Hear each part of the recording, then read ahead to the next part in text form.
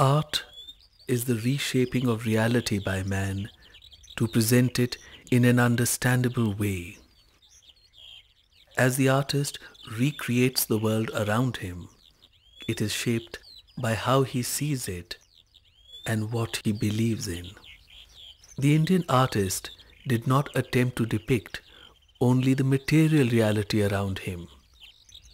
He wished to share the complete experience of the moment, not just the photographic presentation of the shapes around him.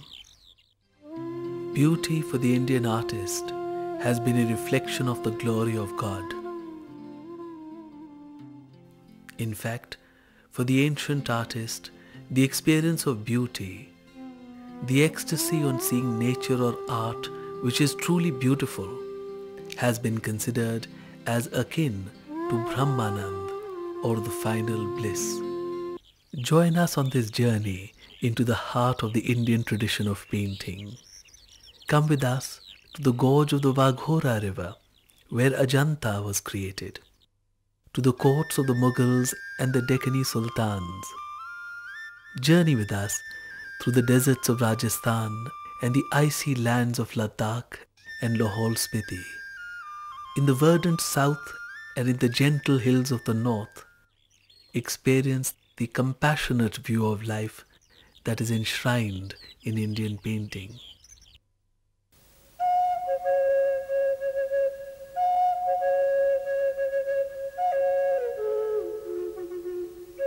From Ladakh in the west to Arunachal Pradesh in the east, across the highest mountains of the world, is the region which has an unbroken tradition of Indian mural painting.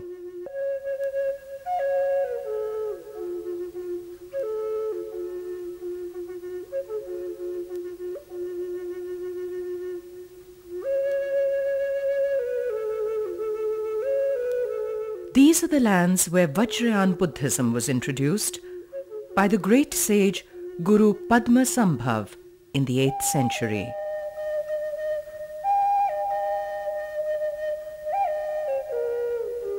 Paintings through many centuries since then are to be found in the Buddhist monasteries throughout this region. In the comparative seclusion of these great mountains, the art of mural painting continues as a living tradition till today.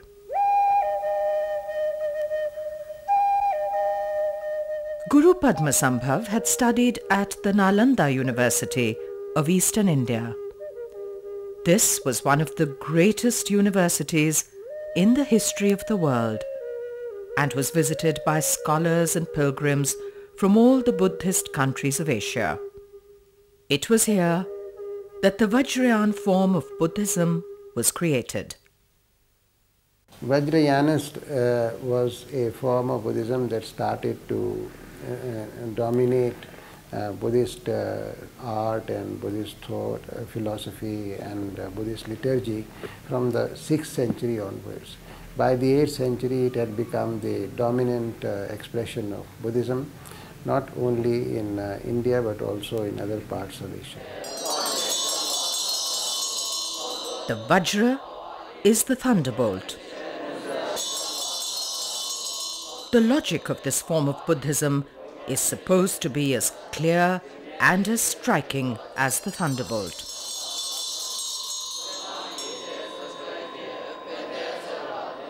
Indeed, at the great Nalanda and Vikramshila universities, scholars went deep into philosophical quests and logically analyzed the many questions which assail the human mind.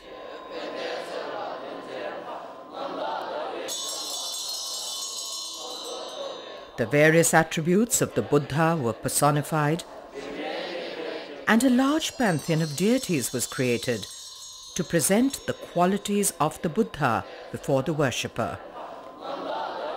Paintings remained extremely important, as they provided images for men to meditate upon.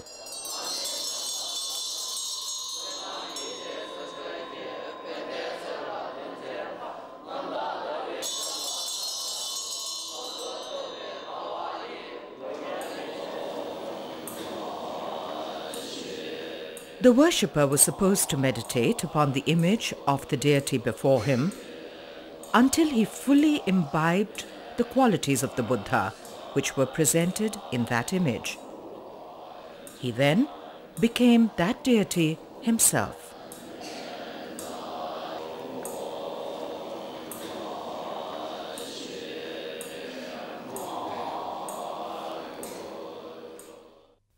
Another great center of Buddhism interacted continuously with the universities of eastern India. This was Kashmir. Amidst the great natural beauty of the valley, the philosophers here remained constantly aware of the beauty of the Lord.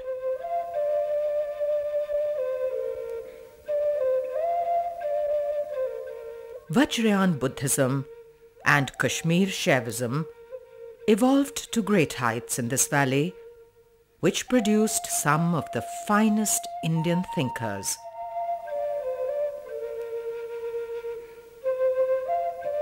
From earliest times, the Trans-Himalayan and Himalayan kingdoms took a very deep interest in Buddhism and Sanskrit scriptures. Through the centuries, scholars were constantly sent from Tibet and Nepal to the great centers of Kashmir and Nalanda to acquire knowledge.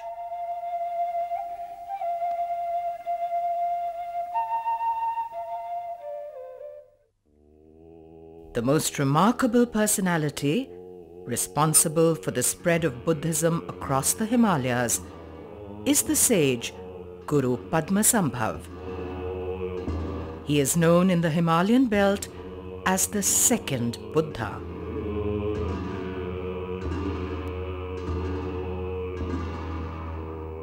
The great Guru gave a spectacular and colorful dimension to the religion and swept across the entire mountainous region, establishing Buddhism forever.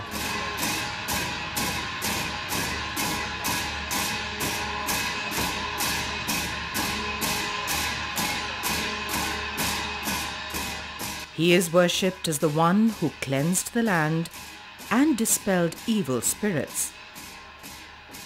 He brought with him the cham, or the masked dance of the lamas,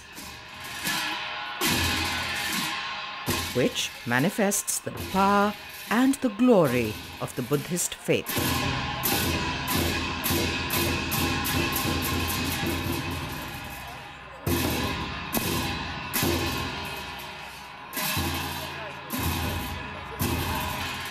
Paintings of the great Guru and a large pantheon of protective deities are seen across the Himalayas to ensure the purity of the lands.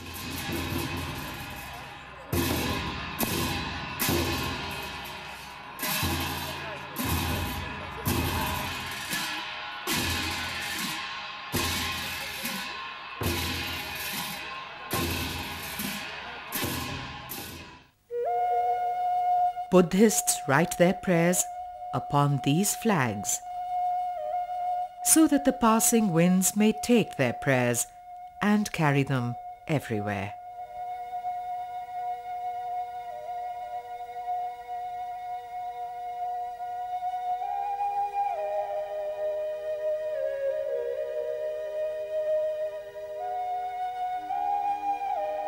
With the fall of the great monasteries and universities of eastern India and of Kashmir after the 12th century, the Trans-Himalayan and Himalayan regions were left to preserve the art and philosophical heritage of Buddhism.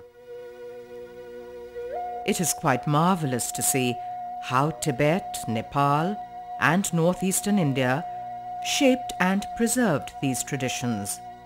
Traditions which were by now entirely lost in the places of their birth.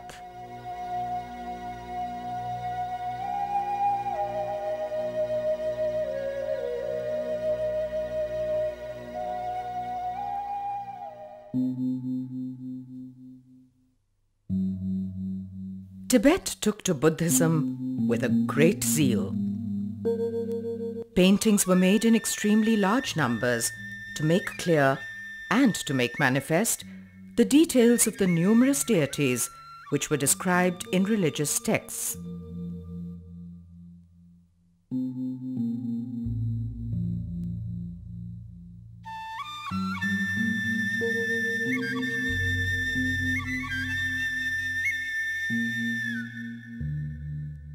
The artist manifested before the worshipper the deep and logical philosophy which was developed at the Nalanda and Vikramshila universities.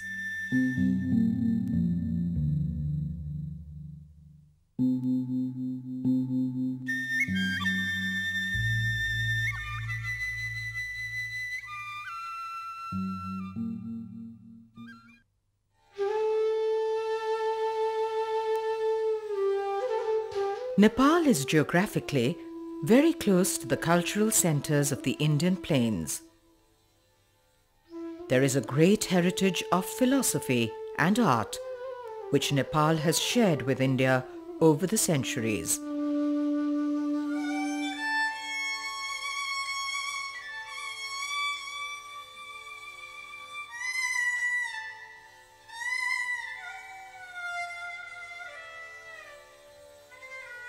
With the disruption of Buddhist centers in India, monks and scholars took refuge in Nepal. They carried with them their greatest treasures, their valued manuscripts and paintings. Thereafter, Nepal became the principal land which continued the Buddhist art heritage of the plains of eastern India.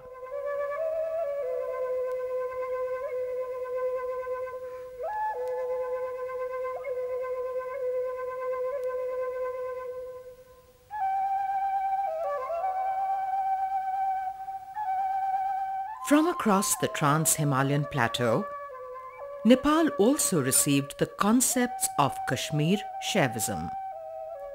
The valley of Kathmandu was like a great crucible where the philosophical ideas from eastern India met those from Kashmir.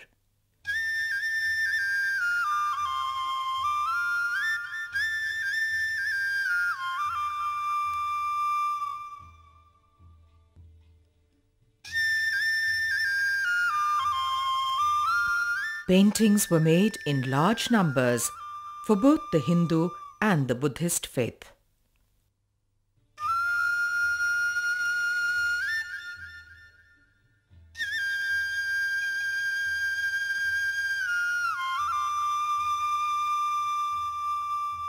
A marvelous instance of the importance given to knowledge in the Vajrayana faith is the worship of Prajna Paramita, the goddess of the perfection of wisdom. This was a manuscript which was respected so deeply that it was personified as a goddess.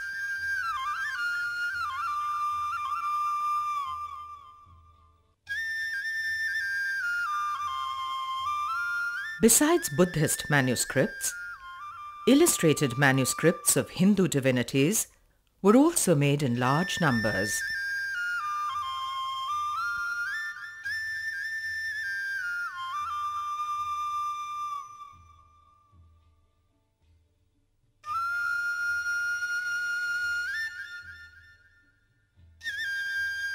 The early paintings of Nepal continued the gentle and overflowing tradition of compassion and grace, which was born at Ajanta.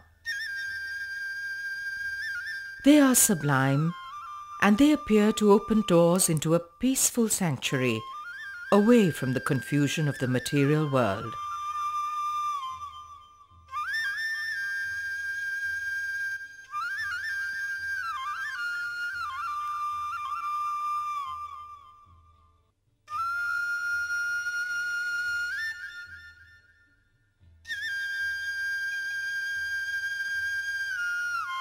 Vajrayana Buddhism and Hinduism in Nepal appear similar, and there are no definite lines which separate them.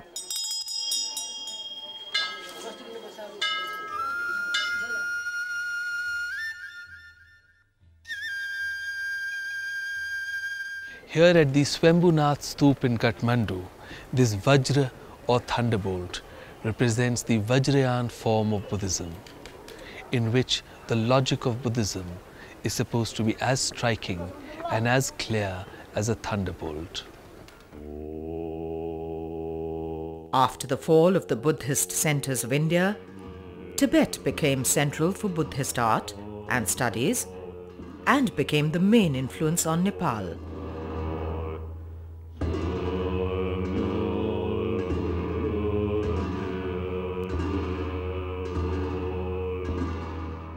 From Tibet came a new artistic style. The paintings of Tibet now represented the vast pantheon of Vajrayana deities in a formal and detailed manner. These artistic influences were assimilated in the crucible of the Kathmandu Valley to form a rich blend of cultures.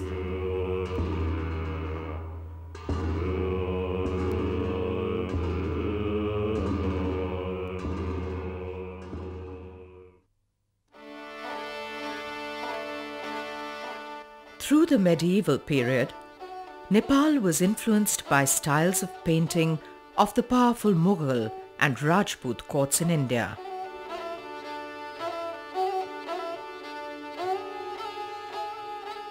Bhaktapur in the Kathmandu Valley was one of the great capitals of Nepal. The best preserved mural paintings in the Kathmandu Valley are to be found here, in the 17th century palace of Bhupatindra Malla.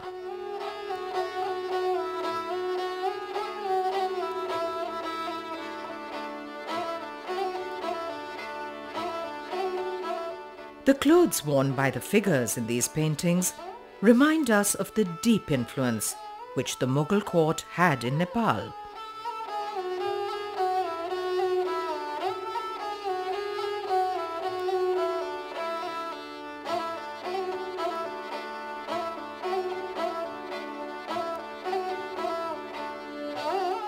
There are royal portraits here as well as paintings of the theme of Lord Krishna.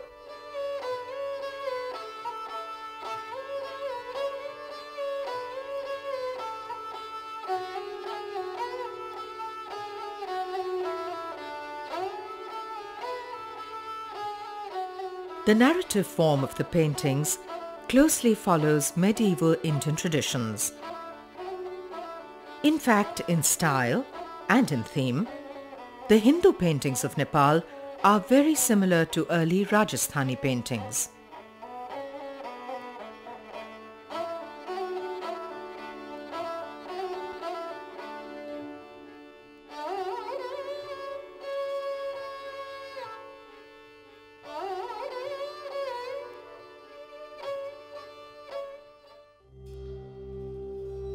Further to the east, we come to the verdant hills of Sikkim.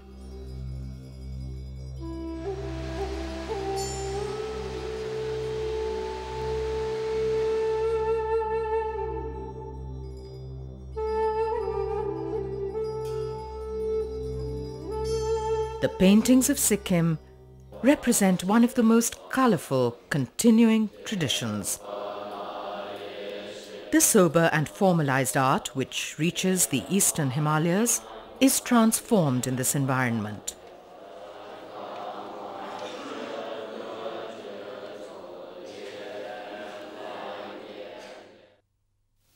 In the lush green mountains, the exuberance and color of life constantly stir the artist. The paintings burst forth within their frames with the vitality of life. The formal aspects of the deities have to be maintained, as these paintings are aids to meditation and prayer. However, the artists here delight in adding lively touches.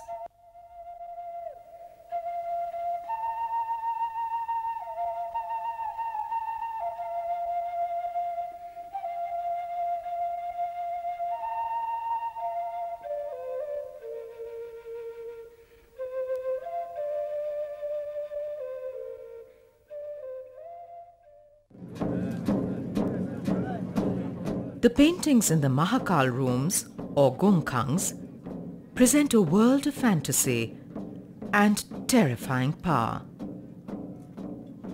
Here the artists have a greater freedom in expressing their imagination than they have when modeling images of gods.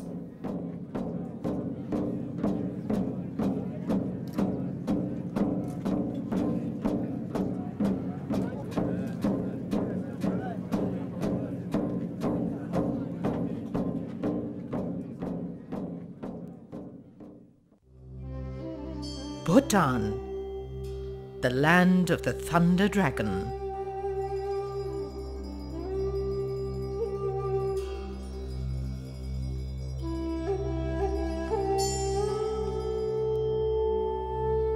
Guru Padma Sambhav is believed to have descended here on the back of a flying tigress. He cleansed the land of the evil spirits that hindered the spread of Buddhism.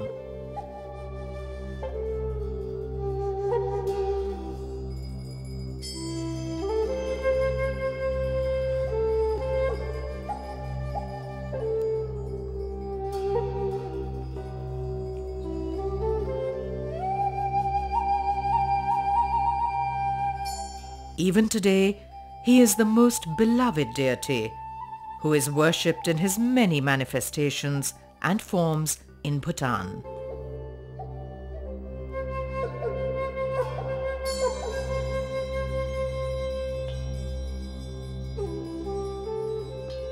Bhutan is a small mountain kingdom which has maintained its seclusion and the privacy of its tantric Buddhism.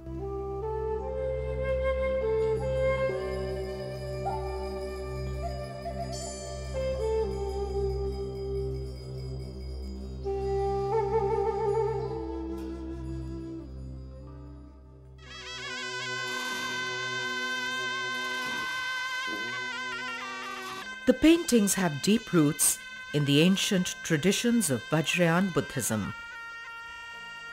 The Bhutanese artists take us into a world of vivid imagination.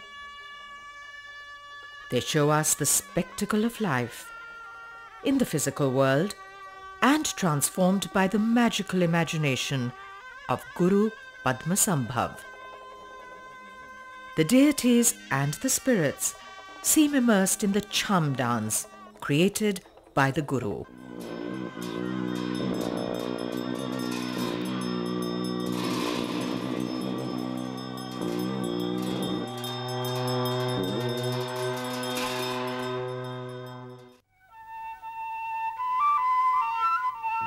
Bhutan has preserved the sanctity of the art of religious painting. It is the one land where paintings are till today made with a deep reverence and meditative care.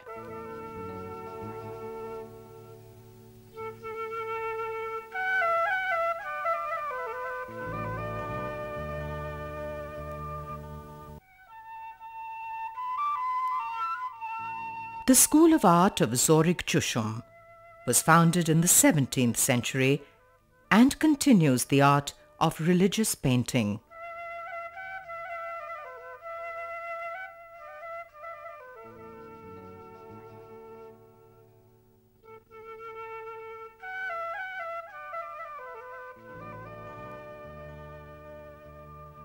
As in the ancient tradition, the aim of the painter is not to make a work of art. It is an act of faith to represent with devotion the aspects of eternal truth.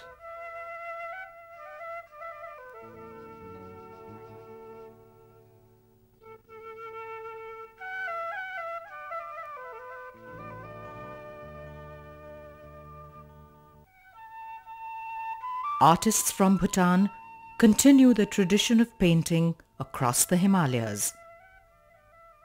It is their work which is seen on the walls of the magnificent Tawang monastery in Arunachal Pradesh.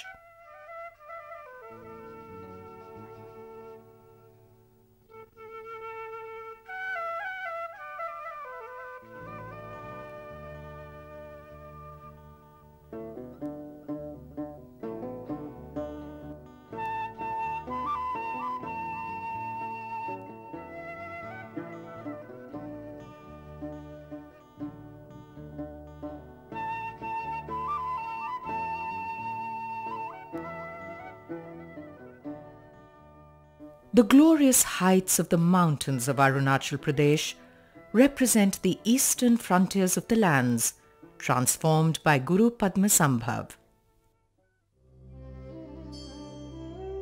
The deep tantric philosophy and art, which was created in the plains of eastern India and in Kashmir, flourishes as a living tradition till today. In the high mountains of the Himalayas, the art of religious painting is preserved away from the clamour of the fast-changing world.